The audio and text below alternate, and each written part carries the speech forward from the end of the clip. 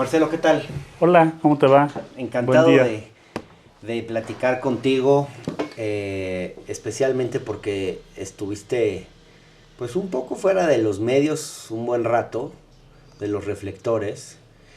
Yo la verdad es que pensé en algún momento que podías irte del movimiento y es algo que a mí no me hubiera gustado nada, no solo porque representas la segunda fuerza dentro del movimiento y por lo que eso hubiese implicado en términos numéricos, sino porque también creo que eres una, digamos, tu postura, tus posiciones, pues también es clave que existan en Morena. Entonces, contento, no sé si en algún momento pensaste en irte o había gente que quería que te fueras de repente. Bueno, primero, muchas gracias por esta oportunidad. Un saludo por ahí a quienes nos están viendo. Pues mira, he estado en esta causa muchos años.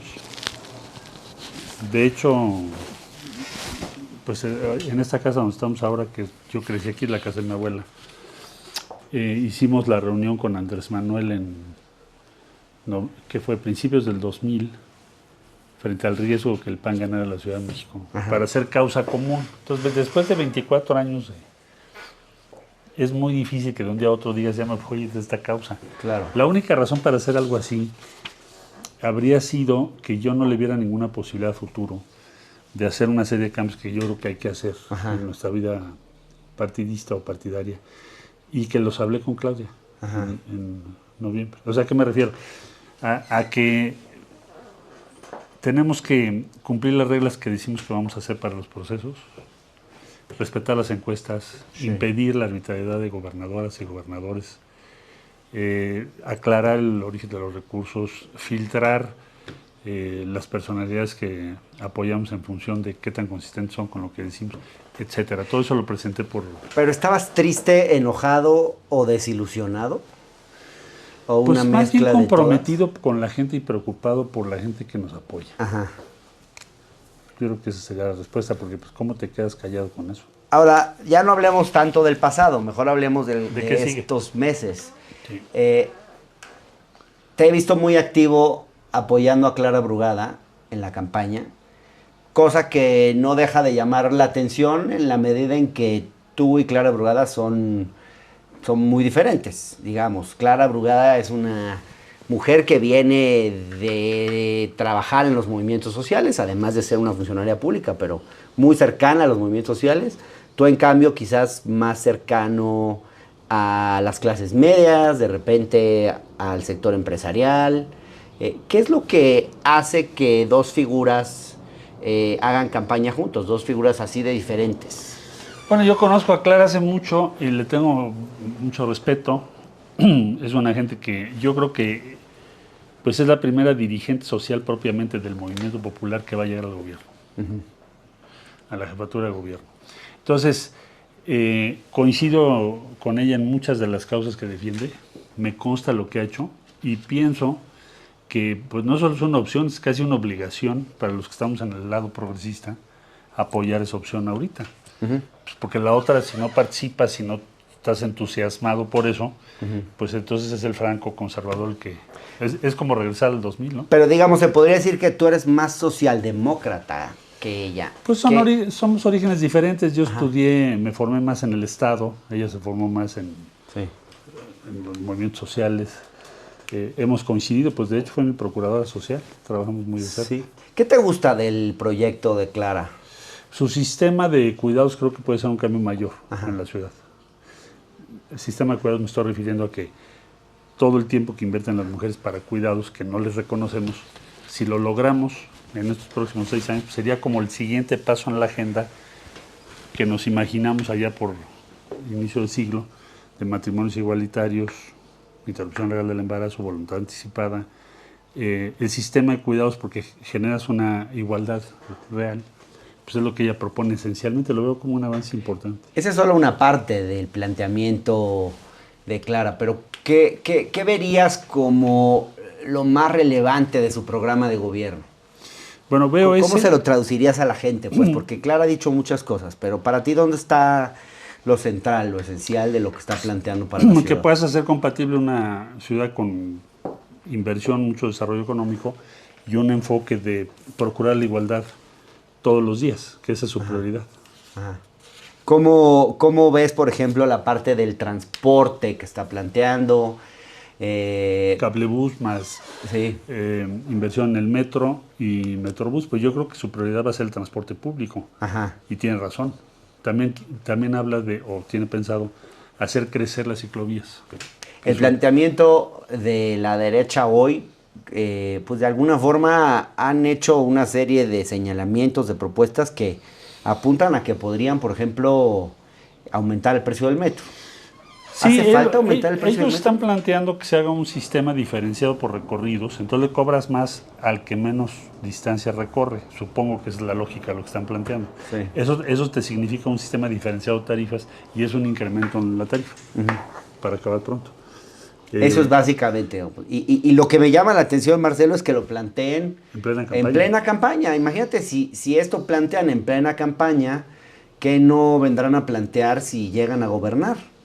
Pues la reducción de los apoyos o inversión social en movilidad y en otros campos. Es decir, reducir el subsidio al metro. Ajá. No sé, en otros campos igualmente meter tarifas diferenciadas de agua. Pues yo creo que por ahí va su lógica. ¿Qué significaría para una ciudad como esta caer en manos de la derecha? Tienes una regresión en todos los campos. Una regresión quiere decir, te estancas en la lucha contra la desigualdad y tu agenda progresista se congela. Una regresión. No creo que la ciudad les dé esa oportunidad. Estás muy cerca de Clara, entiendo que formas parte de un consejo asesor. ¿Cuál es tu idea? ¿De qué manera la estarías acompañando si llega al gobierno? Bueno, me invitó a formar parte de un consejo asesor en materia de seguridad que le preocupa a ella, ese tema, por las experiencias que tuvimos en su tiempo, en su momento con Andrés. Ahí estaremos. Yo, como sabes, pues voy al Senado. No quiere decir que voy a estar trabajando. Ese consejo no se supone que estés todo el día ahí. Se supone que participes, aportes y propongas, y ya pues será el titular de seguridad y de la fiscal o el fiscal los que llevarán a cabo esas políticas, ¿no? Pero tú como secretario de seguridad de la Ciudad de México fuiste, digamos, el precursor de un inicio sostenido de reducción en los índices de inseguridad en la ciudad. ¿Qué dirías tú que es lo que ha hecho la izquierda de diferente? Pues ahora sí que desde tiempos de Cárdenas quizás, pero sobre todo del gobierno de López Obrador hasta hoy para reducir la violencia en la Ciudad de México. Yo creo que tienes dos componentes. O sea, la estrategia que la izquierda ha planteado al país en materia de seguridad ha sido exitoso. O sea, la Ciudad de México en el año 2000-2002 estaba en una situación de inseguridad muy grande. Si lo ves en homicidios, en secuestros, bueno, era el secuestro tremendo en la ciudad. Violencia. Y si ves en dónde estamos ahora, pues hay una mejora evidente. Nadie puede en su sano juicio discutir eso. No quiere eso decir que ya terminamos. Pero el modelo de la izquierda presentado aquí en los últimos años, por lo menos desde el 97, ha sido exitoso. En cambio, el de la derecha ha sido un desastre. ¿Cuál sería la entidad federativa que puedes comparar? Pues Guanajuato. ¿Por qué? Porque tiene una dimensión parecida.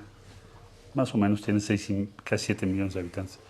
Y allá se ha disparado todos los indicadores de violencia. Homicidio creció 10 veces, el robo igual. Entonces, hay un fracaso. Por eso el argumento que la derecha ha tratado de utilizar en materia de seguridad, que fue Calderón, otro desastre, no ha tenido éxito.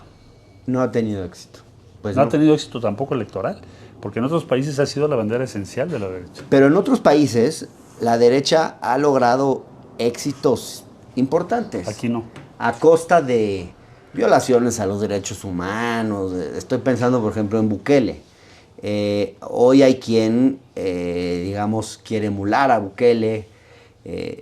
Desde las campañas presidenciales se mencionó el nombre de Bukele. Pareciera que hay un sector de la sociedad que cree, viendo referencias internacionales, que la derecha es mejor combatiendo la inseguridad que la izquierda. Pareciera ser un tema donde la derecha de pronto puede ganar, porque La derecha tampoco tiene empacho en coquetear con discursos xenofóbicos. Pero en México no han tenido éxito. O sea, la estrategia que la derecha implementó aquí fue un reverendo desastre. Ajá. A nivel nacional. Ajá. O sea, la gran apuesta a Calderón era digamos, estaba basada en principios similares a lo que me estás diciendo. Ajá. ¿Y qué resultados tuviste? Pues creció la violencia en todo el país. Entonces, aquí ya fracasó ese plan. Fíjate, aquí en la Ciudad de México puse un Twitter el otro día, porque Taboada está tomando lo que hicimos nosotros, porque no tienen proyecto alternativo en materia de seguridad. Y tampoco tienen una idea distinta respecto a cuáles son las causas de la desigualdad, de la inseguridad en México. Sí. Entonces, no hay un proyecto alternativo a la derecha, fracasó y no lo tiene.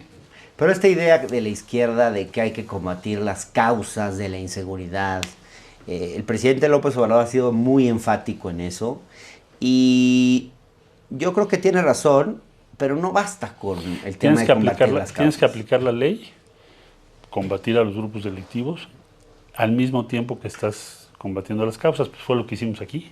Sí. Si no, no funciona. Claro. Entonces, si alguien llega y asalta y roba y mata, pues lo tienes que ir tras él. Es decir, el tema de inteligencia, información y ahora más recientemente los delitos económicos. Uh-huh. Extorsión, derecho de piso. Sí. Todo eso es vital.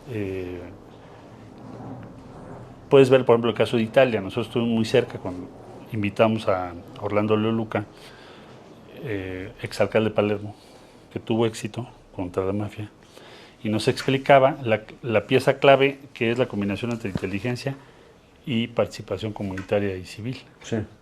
Esa combinación fue lo que logró el éxito. Entonces yo creo que hay que ir por ahí. Pues la derecha aquí ya fracasó, man. ¿Qué te van a ofrecer? Pues ve a Guanajuato, dense una vuelta. Guanajuato, hay 10 homicidios al día. Bueno, uno podría decir que Guanajuato tiene condiciones geográficas muy particulares, que está cerca de Jalisco, que es un lugar de paso. Hay una serie de factores también que... Pero hay un deterioro permanente. Ajá. Y llevan un tiempo parecido. Y es más, ellos llevan más años en Guanajuato que nosotros en la ciudad. Sí. Son las dos experiencias donde ya son varias décadas de gobierno de izquierda y varias décadas de gobierno de derecha, y ahí están los resultados. Yo creo que los resultados están a la vista, ¿no? Y sí es importante que lo pongas en perspectiva y qué bueno que lo haces. ¿Por qué en un lugar tienes ese resultado y por qué en otro tienes un resultado distinto? Entonces, en Guanajuato, es más, el fiscal es el mismo desde hace 12 años. ¿Qué pretexto pueden tener? Y es un desastre su política. Su política es un énfasis punitivo.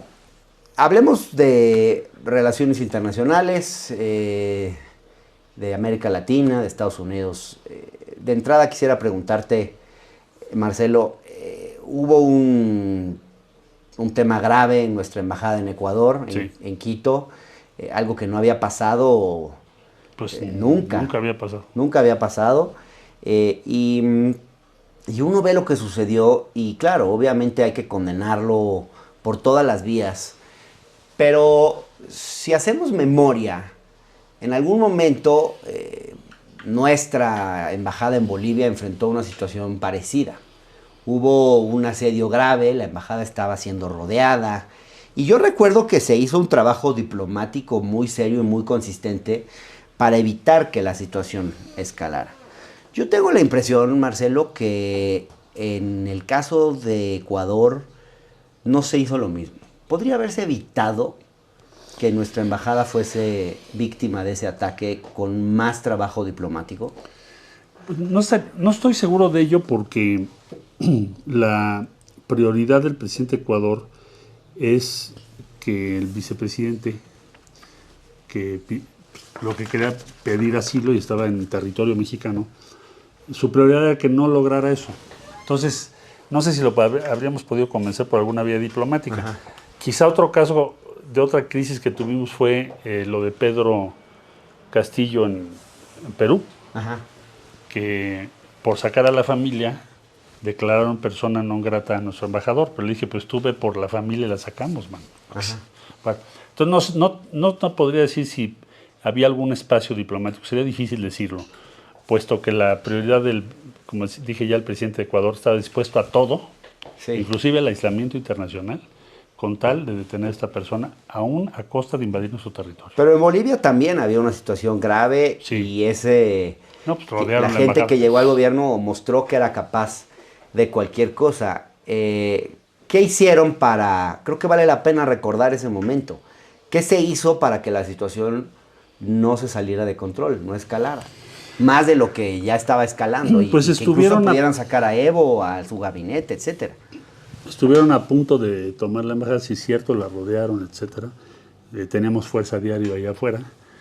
En virtud de que nosotros ya habíamos logrado sacar a Evo y que en la embajada pues teníamos yo creo como a 12, quizá más, de los integrantes del gabinete que podían ser susceptibles, nosotros hicimos una gestión con muy diversos países de América Latina y con los propios Estados Unidos y organismos para decirles que una intromisión en la embajada pues provocaría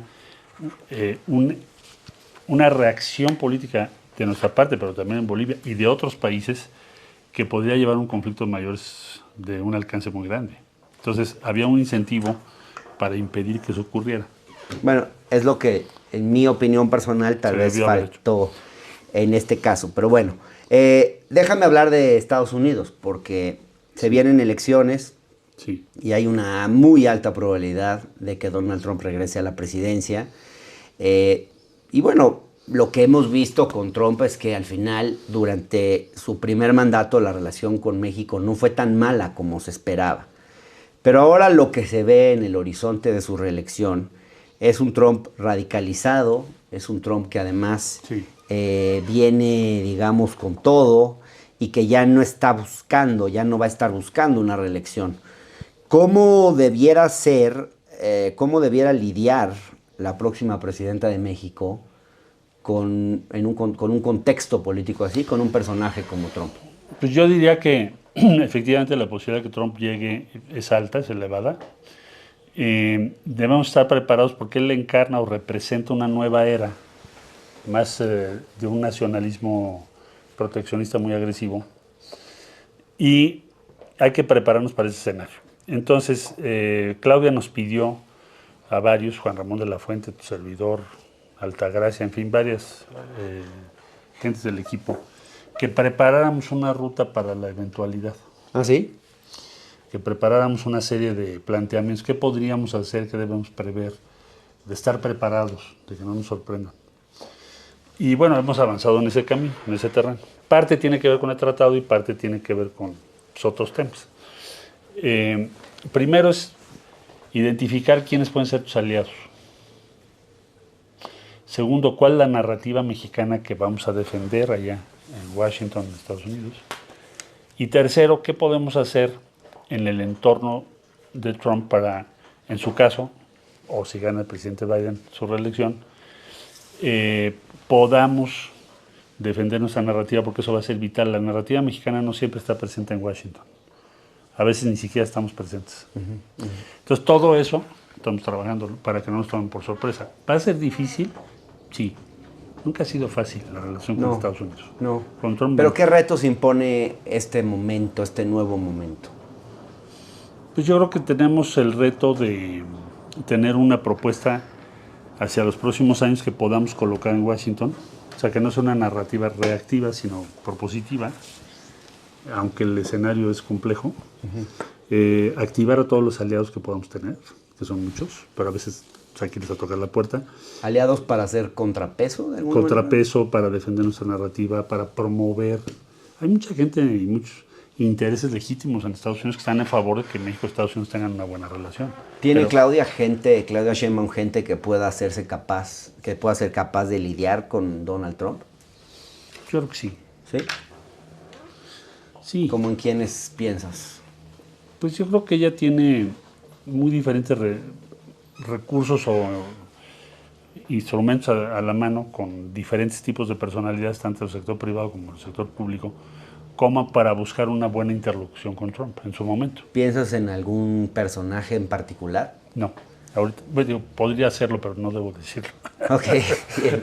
Yo pensaba en uno que se llama Marcelo y se apellida Ebrard. Muchas gracias. También en otro que se llama Juan Ramón de la Fuente.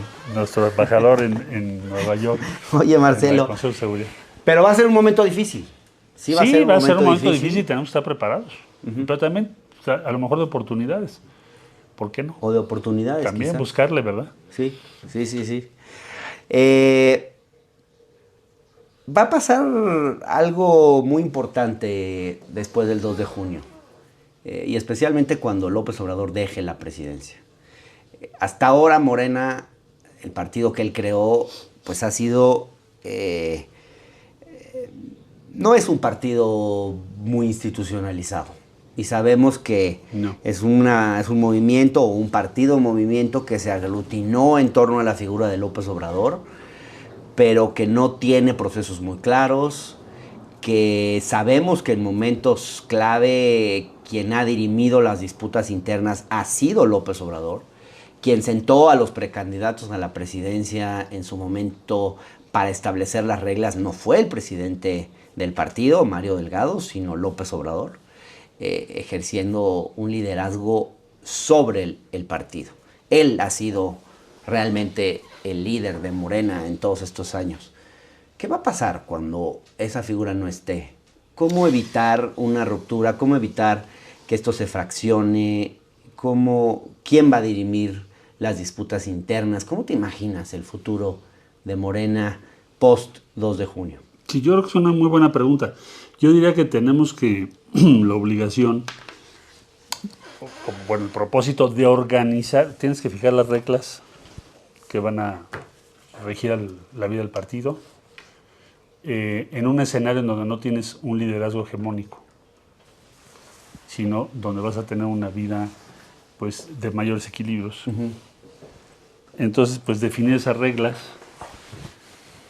que por cierto es por lo que hemos luchado muchos años, y respaldar al gobierno, pero al mismo tiempo tener la capacidad de generar consensos, espacios de deliberación, formas de tomar las decisiones. Y es un gran reto político. ¿Tendría López Obrador que seguir ejerciendo un rol político? Pues él va a seguir siendo una figura de referencia, yo me imagino, en el movimiento muy, muy importante, pero ya no puede pensarse en que él sea quien resuelva las diferencias o determine las decisiones, porque eso no sería, yo creo que lo mejor para él y tampoco para el partido. El partido tiene que pasar a otra etapa. ¿Podrían seguir los mismos dirigentes? Ya extendieron su mandato Mario Delgado y Citlali Hernández en contra de algunos militantes que les pareció que esa extensión del mandato no era lo más correcto.